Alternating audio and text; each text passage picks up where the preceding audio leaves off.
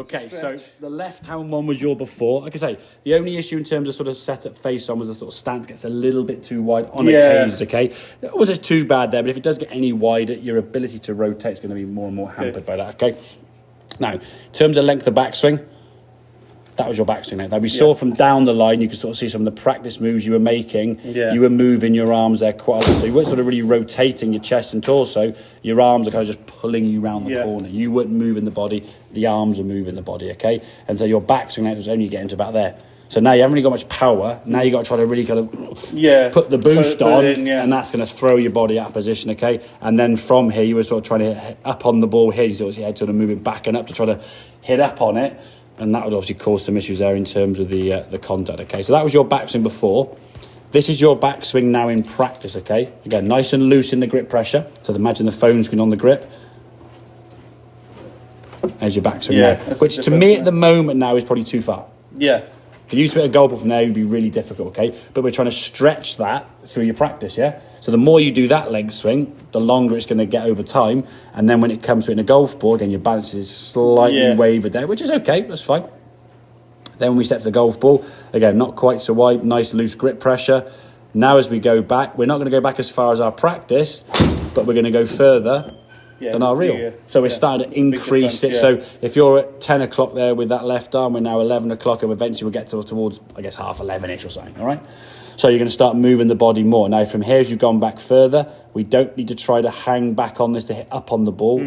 We're hitting up on the ball because the ball is forward. Yes. Your swing is doing this, So if the ball is this side of the arc, you're hitting up on the ball. Don't try to lean back anymore, because you've only got to lean back a little bit. You've only got, less than 2 inches to make contact with. It's not a big object, the golf ball, is it? So if we lean back too much, you will be topping the golf ball. But eventually, we're going to get to a stage where you're finishing here, up on that left side, knees together, as opposed to kind of there where the knees haven't really come together. You were hanging back. You see the foot sort of crease in there. This one here now is much more in that position we're trying to get to, The setup creates a lot of what you're trying to do, which for you makes it a lot easier because it's static changes, I can move this, move that.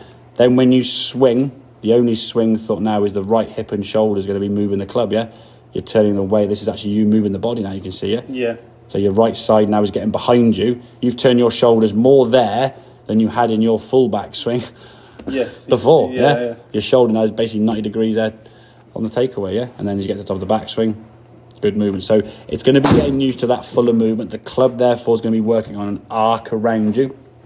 And potentially the next few games of golf, you'll find some drives just go left and just stay left. And you're pretty cursed when you lost a brand new ball in the tree. But it's just getting used to that different shape of shot to then change your mindset, You've got to see a ball going left first. And to help you do that, the grip's good. You're in a good start position there with the grip.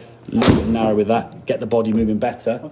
Get the club moving more around your body. I find it very interesting you saying narrow in it. A little bit narrow. I'm going to go too narrow. There's obviously a before. You always associate it as well, having a wider... There's more strength, more base, But the problem is then, unless you're like uber flexible and you're not used to... The thing is, I wouldn't say you're unflexible, but you're not used to moving your body that way. So when you go too wide, it's restricting you. In time, you might get more used to it, then you might get a bit wider itself, which will help you create more speed. Obviously, the wider base gives you the potential to get more speed if you're able to rotate and if you're used to rotating that way. But at the moment now, when you first did that move, you're a bit like, not quite what we're doing. And so you're losing a bit of movement there, okay? All right, buddy? Oh, that's good stuff. Right.